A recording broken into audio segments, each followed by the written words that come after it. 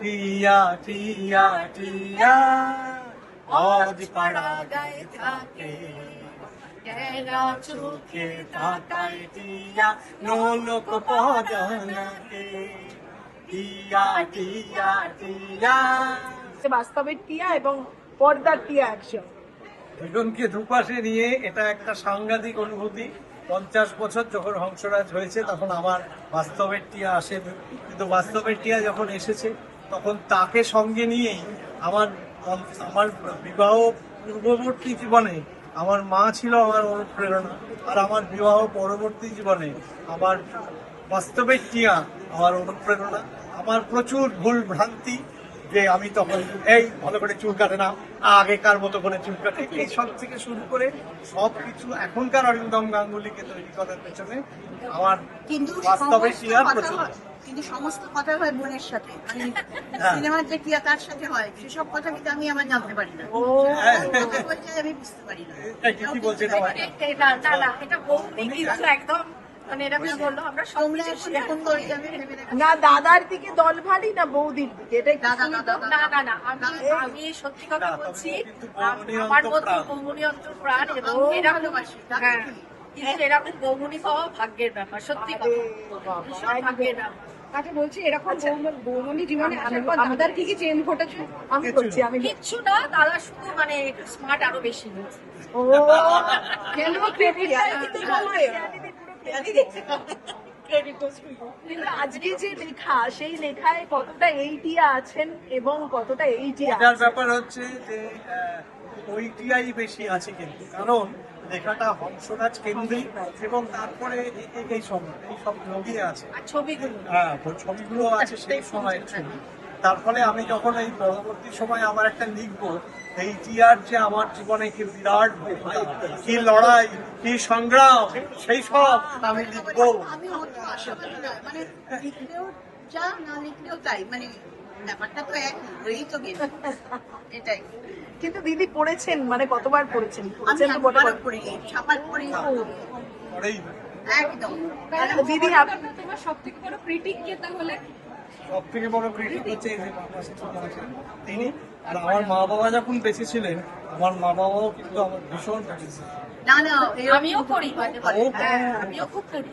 মানে এরকম নয়, আমাদের ফ্যামিলিতে এরকম যে যেরকম হয় এখনকার দিনে, যে ও বাবা আমার ছেলে বা আমার মেয়ে কি দারুণ বা আমার বর, এসব আমাদের কোনো, আমার সে সৌভাগ্যই নেই।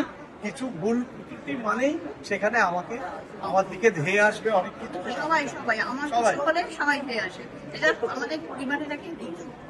কিন্তু একটু আগে শুনছিলাম টিয়ার এত প্রেম করার কি দরকার ছিল? একটু মনে হয়েছিল শুরু শুরুতে, কিন্তু এখন আর ননদ হয়ে গেছে না। না না, আমি বৌমনির আরেকটা জিনিস হচ্ছে, বৌমনি মানে আমি যে হট করে অভিনয়ের অন্তরালে চলে গেছি, এটা বৌমনি অপছন্দ, যে কেন তুই করলি না? এটা বৌমনি আজও বলে, আমি করেছি, বৌমনি আজও বলে। শি ইজ ভেরি ট্যালেন্টেড, সেই সংসারের চাপে, নানা রকম মানে দায়িত্বের চাপে এই হারিয়ে যাওয়াটাকে আমি ভীষণ অপছন্দ করি, ওর উচিত হয়নি হারিয়ে যাওয়া। কিন্তু বলো, সংসারটা খুব ভালো করে করি, মন দিয়ে করি। ঠিক আছে, সেটা অনেকেই করে, অভিনয়টা বলো। আমি যা বুঝলাম, বৌদি এবং ননদিনীর মধ্যে কথা হলে দাদা চুপ থাকেন, খুব একটা। ও হ্যাঁ, মত বাবার কথা কথাই পারে।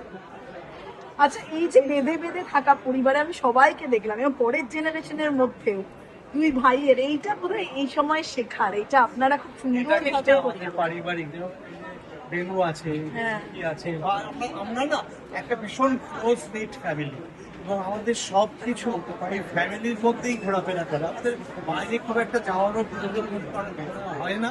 আর আমরা ভীষণ মানে কি বলবো, ভরপুর। মানে সুখে জানি না, আমাদের একটা মিসআপ ঘটে গেছে, আমার দিদি জামাইবাবু চলে গেছে, ওটা পাপিয়া আসতে আছে, কালকেও ওর কাছে গেছি, অসুস্থ হয়েছি, মানে সবটা মিলিয়ে আমরা। আর আমাদের আরেক পরিবার হচ্ছে চারপাশ, সেই আমার বোন, আমার ভগ্নিপতি, তাদের সকলকে নিয়ে আমাদের এইটাই আমাদের এটাই আমাদের সৌরভ দেবীনা আমাদের যে অ্যাক্টিং ভাষা আমাদের একদম ধরে রাখে। শেষ হয়েছে টিয়া টিয়া গানটা একটু শুনছিলাম আমাদের তিনজনে মিলে আমি লিপ দেবো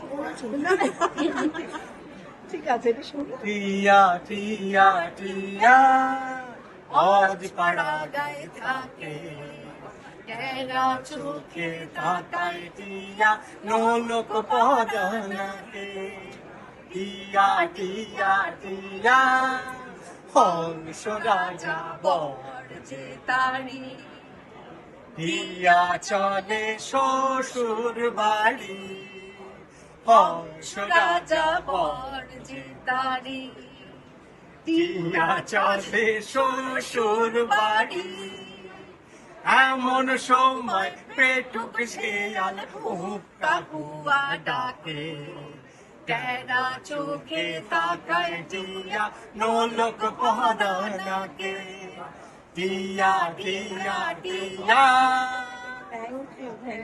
থ্যাংক ইউ কিন্তু হংসরাজের টিয়া তো মানে হিরো হিরোইন।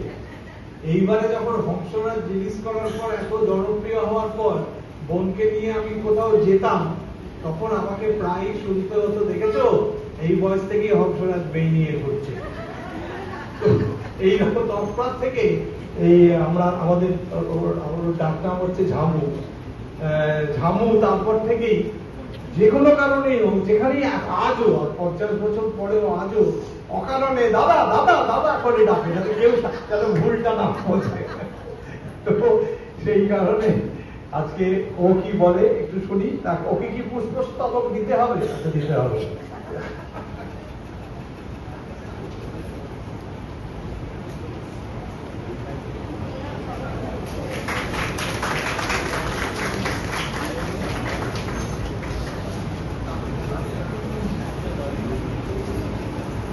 আজকে এই 50 বছরের অনুষ্ঠানে প্রথম কথা টিয়ার চরিত্রে অভিনয় করে আমি যাতে এখানে উপস্থিত থাকতে পেরেছি তার জন্য আমি নিজেকে ধন্য মনে করছি।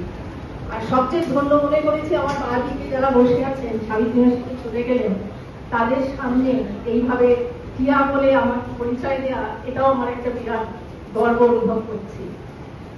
আমি হংসরাজ করেছি ঠিকই, কিন্তু হংসরাজ করার পর যখন আমি সেই চোখ অভিনয় করি একটা সিনেমায়, মৌমোহা রায়চৌধুরী ছোটবেলায় করেছিলাম, সেখানে সাবিত্রী মাসি মা করেছিলেন, এবং সাবিত্রী মাসি ওইটা দেখার পর আমাকে সাথে সাথে বললেন যে ঝামু তুই একটা কাজ কর, তুই হিন্দুর ছেলে কর। এবং এখানে অলকা মাসিও আছেন। আমি ওই বিন্দুর ছেলেতে, সাবিত্রী মাসি একটা গ্রুপ ছিল প্রতীক বলে, ওই বিন্দুর ছেলেতে আমি ছেলের পাঠ করতাম অমূল্য, এবং বহু গল্প ওখানে আমি করেছি। এবং আজকে ওনাদের সামনে আজকে আমি টিয়া হয়ে 50 বছর এটাও উপলক্ষে থাকতে পারছি, এর জন্য আমি সত্যি কৃতজ্ঞ। বেনুদা একটা অসম্ভব সুন্দর মুহূর্ত, শুধু একটা নয় অনেকগুলো সুন্দর মুহূর্ত সৃষ্টি হলো আজকে এই 50 বছরের হংসরাজকে ঘিরে। আপনিও অনেকগুলো স্মৃতিচারণ করছিলেন, আমরা শুনতে পাচ্ছিলাম। স্মৃতিচারণ অনেক আছে, কারণ অরিন্দমের সঙ্গে আমার অ্যাসোসিয়েশন বহু বছরে, এবং সে তো আমার আত্মীয় বটে, কিন্তু ওর পরিচালনায় কাজ করে এত আনন্দ পেয়েছি যে তখন মাঝে মধ্যে মনে হতো যে এই সেই সুপারস্টার যার সঙ্গে আজকে আমি কাজ করার সুযোগ পেয়েছি। কারণ আমার ক্যামেরার সামনে অভিনয় জীবন 40 বছরের, ওর তো 60 বছর, কাজে আমার থেকে অনেক সিনিয়র। কিন্তু ওর লেখা নাটক, ওর ডিরেকশনে অভিনয়, ওর অ্যাক্টিং স্কুল এর সঙ্গে অ্যাসোসিয়েশন, ওর অডিওর কাজ ইত্যাদি সব মিলিয়ে আমি মুক্ত হয়ে থাকতাম। কিন্তু ওর লেখা খুব একটা বেরোতো না। এইটাও তৃতীয় কাজ লেখা নিয়ে, কারণ আমি এই ব্যাপারে আমি বলতে পারি যে আমি খানিকটা ওকে উদ্বুদ্ধ করেছি, ইন্সপায়ার করেছি লিখতে, কারণ ওর আগের থেকে আমার লেখা শুরু হয়ে গেছে, কিন্তু ওর মতো ভালো লিখতে পারি না। আমার লেখা হচ্ছে বেড়ানো দিয়ে ওই গেলাম, দেখলাম, খেলাম, চলে এলাম, এরম টাইপের লেখা। আর ওর মতন এত ভালো নয়, কিন্তু ওর লেখাগুলো এত ভালো যে আমার বিশ্বাস যে শালিধান প্রকাশনার যে কাজটা নিয়েছে এটা লোকেদের ভালো লাগবে এবং এর এই স্মৃতিচারণাটা অনেক দিনের, অনেক বছরের। এটা আমার বিশ্বাস যে যদি আরো লেখে আরো ভালো ভালো জিনিস ওর হাত দিয়ে বেরোবে। কাজে ওকে শালিধানকে অভিনন্দন, অরিন্দমকে শুভেচ্ছা যে আজকে সন্ময়দের প্রহরী বইটিও আজকে প্রকাশনা হয়েছে এবং আমার বিশ্বাস যে শালিধান যদি আরেকটু ইনিশিয়েটিভ নেয়, তাহলে অরিন্দমকে আরেকটু ধাক্কা দেয়, তাহলে ভালো জিনিস বেরোবে। আপনার যে বলছেন যে অনেকগুলো সুন্দর মুহূর্ত, আরতি মুখোপাধ্যায় তিনি সেই গান গাইলেন, সেই গান যে গান এখন মুখে একই গলা। না, আজকে এইটা আরেকটা জিনিস আমি বলবো যে আরতি মুখোপাধ্যায় আমাদের স্টুডিওতে যখন রেকর্ডিং করেছেন আমি তখন সেই রেকর্ডিংয়ে ছিলাম এবং স্বাগতা লক্ষ্মী যে আজকে এখানে উপস্থিত ছিল, স্বাগতা লক্ষ্মীর প্রথম গান রেকর্ডিং আমার হাতে। তো এই কাজের সঙ্গে আমিও আমার যুক্ত হতে ভালো লেগেছিল। আমি তখন বেসিক্যালি টেকনিক্যাল কাজই করতাম। তো এদের সঙ্গে আমি যুক্ত হওয়াতে আমার খুব আনন্দ যে এখন আমি একটু মুখ খুলিয়ে বলতে পারি, জানিস শাহদ আলমীর প্রথম গান আমি রেকর্ড করেছিলাম। আরতি মুখোপাধ্যায় যখন গান রেকর্ড করছেন তখন আমি উপস্থিত ছিলাম। তো সেই হিসেবে আমি বলবো যে হেমন্ত মুখোপাধ্যায়, মান্না দে এরা সকলেই আমাদের স্টুডিওতে এসেছেন, রেকর্ডিং করেছেন। আমি তাদের সকলের সঙ্গেই ছিলাম, কিন্তু এদের কারোরই নখের যোগ্য নই। আমি আছি আমার মতন করে কাজ করছি। সকলের আশীর্বাদ, যাদের যাদের ভালো লেগেছে আমার খুব ভালো। শেষ পর্যন্ত একটাই প্রশ্ন, আর শেষ মুহূর্তটাও বেশ বিশেষ হয়ে রইল। গৌরব দাও, অরিন্দম দা, হ্যাঁ, ওই যে গানটা গাইলো হ্যাঁ। সেটা গৌরব নিজে গেয়েছে নাটকে এবং সেই নাটকটা এখন আর হয় না এবং ও নিজে এটা গেয়েছে। অরিন্দমেরই সুরে এটা কম্পোজ করা হয়েছিল। এখন এত বছর পরেও ভুলে গেছে, এখন এতগুলো কাজ করছে ওরা মনে ওঠে। তবে এরা সত্যি সত্যি এরা সবাই, শুধু ও নয়, আদিত্যও নিজে গান গেয়েছে এই নাটকে। তবে আমাকে দিয়ে গান গাওয়ানোর সাহসটা করেনি, খুব বাজে হতো। ধন্যবাদ।